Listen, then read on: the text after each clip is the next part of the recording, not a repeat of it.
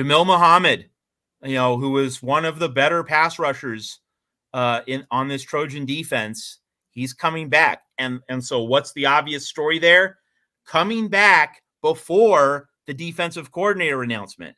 So what does that tell you? That says Jamil Muhammad has explicit trust in Lincoln Riley to get this thing figured out, to get this thing right. So that's an amazing vote of confidence for Lincoln Riley from Jamil Muhammad. So that's pretty exciting and a welcome piece of good news for USC in recent days. And let's just segue to the big issue, the defensive coordinator search. So I mean, people watching, like you're staying on top of this, but just in case, like if you had Thanksgiving weekend, maybe you're coming here to get your news at the Voice of College Football. So most of you probably already know this, but let's just jump through a few of the particularly newsworthy points. So Dave Aranda gets retained by Baylor, so he is off the board. He's not a candidate for defensive coordinator, but Tom Allen gets fired by Indiana, as we had been predicting, as we had been telling you.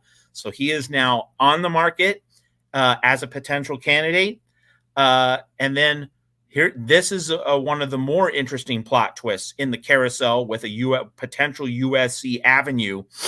Trent Bray, the defensive coordinator for Jonathan Smith at Oregon State, he hasn't made up his mind. He is weighing a decision. The scuttlebutt out of Corvallis is that Trent Bray wants the Oregon State head coaching job, but Paul Chryst, former coach at Pitt and, of course, Wisconsin, Paul Chryst is in the mix at Oregon State. So it could be a Trent Bray versus Paul Chryst battle as the finalists for the Oregon State job. And so if Paul Chryst beats out Trent Bray for the Oregon State job, first off, a little side note, what is this about Wisconsin coaches going to Oregon State? You had Gary Anderson doing this before. That's kind of wacky if Paul Chryst takes the Oregon State job. But the USC angle, if Paul Chryst beats out Trent Bray for the Oregon State head coaching job, is that, well, Trent Bray could be a defensive coordinator for USC. And your USC fans saw Trent Bray bottle up Caleb Williams, bottle up that USC offense last year in Reser Stadium. So like that right there would be a real recommendation. It would be a real feather in Trent Bray's cap in terms of, if Lincoln Riley wants him to then come down and be defensive coordinator, and, he's relatively young and he'd be able to recruit the West Coast.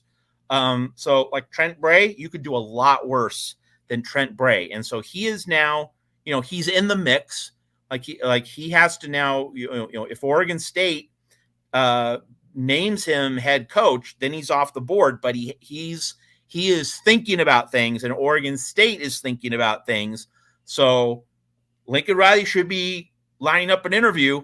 He should be making that call. He and Jen Cohen should definitely be talking to Trent Bray to get him in the room, get or maybe on a Zoom call, and do an interview with him and see what they have there and like that. So that's part of the coaching carousel, the plot twist, the moving parts, and USC has to be on top of this in terms of making sure you're interviewing candidates, and that's another big thing to consider. It's not as though you interview your top candidate and then you wait. No, you interview several candidates. You should be interviewing one after another. You have your plan, you have your big board, you have your order of preference. If the number one says no, you go to number 2, 3, 4, etc. But like you should be interviewing all of them. You should be interviewing, the several different candidates right now so that you can gather your information. You can line everything up. You can just tell people what the landscape is. And so that these coaches and of course, we mentioned briefly last week, it's so stupid that the portal is opening next week and then you have the early signing period. It's so dumb, but that is the way things are. So all of this has to move relatively quickly. And if you're USC and Lincoln Riley, you want to have your guy on board before the Pac-12 championship game on Friday night. You want your defensive coordinator to be wearing a USC cap, being an employee of USC, so that I can now start studying how to stop Oregon and Washington when they go to the Big Ten, along with us, along with UCLA. You want to have this done by Thursday, like a deal on Thursday, press conference, either Thursday night or Friday morning, Friday early afternoon, before the big weekend of all the conference championship games, before the news cycle becomes, college football playoff, New Year's Six, bowl games. You want to beat that weekend news cycle avalanche. You want to be able to get your guy now before that onrushing wave of games, so that you own a few news cycles, that you can get like a 24-hour news cycle chunk of media real estate and make it clear to your defensive recruits and also to transfer portal prospects, particularly on the defensive side of the ball. Here's our rock star defensive coordinator. Here's our guy. You come here, you're going to get much better coaching than you ever got under Alex Grinch. This guy is going to take you to the NFL as a defensive prospect. So USC doesn't need to wrap it up tonight or even Tuesday, but like by Thursday or very early Friday before the weekend, that's really the time frame for all of this to get done. Coaches have to weigh options the way Trent Bray does. Like, do I take the head coaching job at Oregon State, or do I go work for Lincoln Riley at USC? Two very appealing options in their own different ways. So you give these coaches 24, 48 hours to think about things, sleep on things, talk about it with their wives and their kids. But like after 48 hours, you need to then have, get some responses. You need to get a commitment, and then you need to get this thing rolling so that you're able to then make an appeal, make an overture in the transfer portal, and then of course get to work on recruiting, get to work, with the new defensive coordinator, learning about the personnel, the roster, everything else about the program. So, having this done really by Thursday would be ideal. And so today, Monday, and tomorrow, Tuesday, is for the interviews and just for doing the legwork, making the calls, setting up the appointments, talking to the candidates personally, executing your plan. And then as decisions get made as the week goes along, and coaches know that they have to make these decisions relatively quickly. Like when you go into this business, you know that you're going to have to make a decision, and then you get right to work at your new job once you accept in the middle of the week. Then Riley and Cohen need to be ready to pivot instantly to their number 2, their number 3, their number 4. If the first guys in the pecking order turn them down, they need to be ready to have that quality number 2 choice, the quality number 3 choice. And of course, we all remember Pete Carroll was Mike Garrett's 4th choice in December of 2000, one of the great number 4 choices in the history of sports, not just college football. So, that's just a snapshot of some of the moving parts that are at work in the coaching carousel relative to USC's defensive coordinator search here at the Voice of College Football.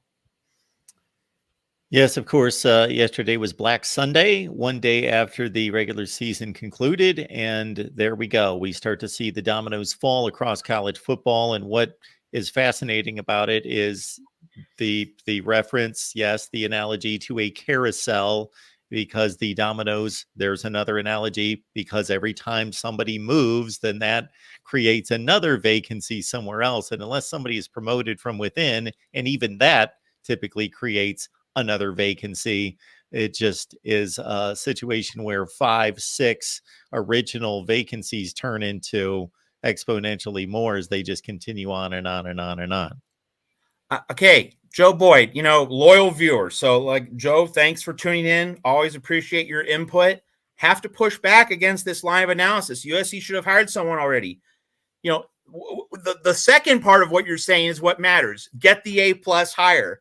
But like, hey, Tom Allen just got fired Sunday morning. Like, you have to actually wait for him to get fired, and then you have to line up the interview, and then he has to think about it, and then he has to say yes. Like, you can't just have, oh, he got fired, oh, then we're going to hire him. Like, there has to be a little bit of time for all the gears, for all the machinations to carry out. Like, you have to set up the interview. All right.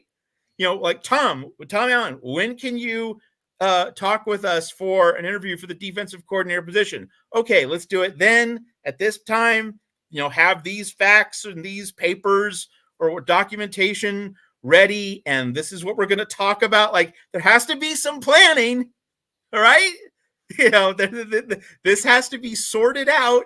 And Tom Allen might say, well, there's this other head coaching job that I'm interested in, or there's this other defensive coordinator job that I'm interested in. Like Billy Napier in Florida fired a couple defensive staffers, so like that is another study in the moving parts of the coaching carousel. So like Tom Allen, like, it's not as though the world revolves around USC. Like, Tom Allen might join Billy Napier at Florida. Like, that is another consideration. Florida might be making a call, so like it's not like these things are just not, I want this guy, I'm going to get him right away. There is a planning process, an interview process. Of course, you have your legal department and all of that. All of the internal operational aspects of a program, and coaches are getting fired. They're watching, Jonathan Smith going to Michigan State and all of these moves. They're all shifting the pieces on the chessboard. Like, what if Paul Chryst, formerly at Wisconsin, gets the Oregon State head coaching job? Does Jim Leonhard go to Oregon State? I'm not predicting that, but like, crazier things would have happened. Gary Patterson wants back into head coaching, but maybe Lincoln Riley can give him a call and entice him to come to USC. Like, Gary Patterson, just, to talk about him for a moment, he's in the mix, or at least he's been mentioned as a candidate at Houston, the open job after Dana Holgorsen got fired there. So, Gary Patterson has to weigh being head coach at Houston in the Big 12 versus being defensive coordinator for Lincoln Riley at USC versus, getting another open head coaching job in the carousel. So like, it's not just, these things aren't happening in a vacuum. They're happening in relationship to other doors that are opening somewhere and closing in other places. And coaches have to choose. Like, they have to see the menu of options before them. So the idea, Joe Boyd, that USC should have hired someone already, let's remember what happened when Lincoln Riley got hired at USC. USC needed Lincoln Riley in Oklahoma to lose that Bedlam game to Oklahoma State in late November of 2021, because if Oklahoma had won that game, it would have gone to the Big 12 championship game against Baylor. So Lincoln Riley would have been tied up with his team. He would have had another game. USC would not have been able to talk to him directly. Brandon Sosna, Mike Bones, who was then Mike Bones' right-hand man, assistant athletic director, he told the press, it was such a lucky break. It was so fortuitous that Oklahoma lost that game to Oklahoma State, because that gave USC the avenue to speak directly to Lincoln Riley and, make that ninja stealth move on November 28th, 2021. USC could not interview Riley until the regular season was over. So in terms of USC hiring someone already, just to add one last detail to all of this, if USC was to have hired someone already, realistically, in terms of what it was able to do, it would have had to have hired someone who was not actively employed. So like Gary Patterson, who took a year off, he could have been interviewed and hired and installed right away, on Sunday or even earlier in the month of November. But Tom Allen, no, they had to wait for him to be fired at Indiana. And Jim Leonhard, he was on the Illinois staff, so had to wait for the Illinois Northwestern game to end on Saturday before being able to not hire him, talk to him and set up an interview with him before even hiring him. Like, he has to be interviewed. He has to have this negotiation with Lincoln Riley and Jen Cohen. And then maybe he'll say yes. And there's no guarantee that he will. So really, Joe and other folks, please be a little patient. You don't have to have a lot of patience, but you have to have a little.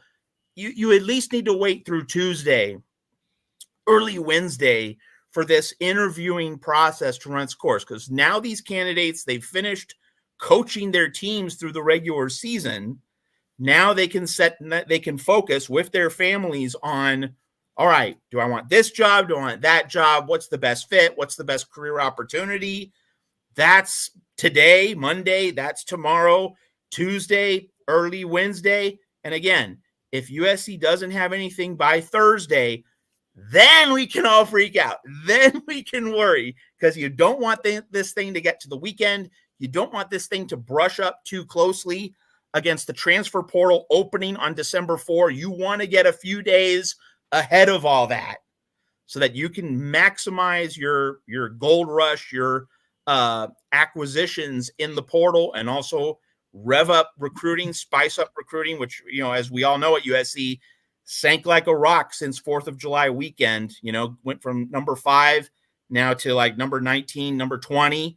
So you do need to get this done a few days ahead of December 4th, but it doesn't have to be done right now. And the idea that it should already have been done, that would mean we're not going to have an interview process. We're just going to get someone, and that's just not realistic. Quick question, Matt, since you bring up the set of circumstances involving Lincoln Riley moving from OU to USC, and of course, you were part of probably, I've got to guess, one of the more in-depth podcasting series on the subject of Lincoln Riley and his tenure at Oklahoma. Folks, check it out, the Riley Files, and we will have Matt let everyone know where they can find those. Is there a thought out there, and I'm sure I'm not the first one to raise it, that Lincoln Riley, I don't want to say that he sabotaged that game against Oklahoma State, but it did work in his favor in terms of the USC opening? Remembering how that game went down against Oklahoma State, it was a pretty disjointed, uneven performance from Oklahoma's offense. Now, Caleb Williams, he made several signature Caleb Williams plays. I remember an open field run, he ran for 57, 55 yards on one play. He was trying, he was going after it.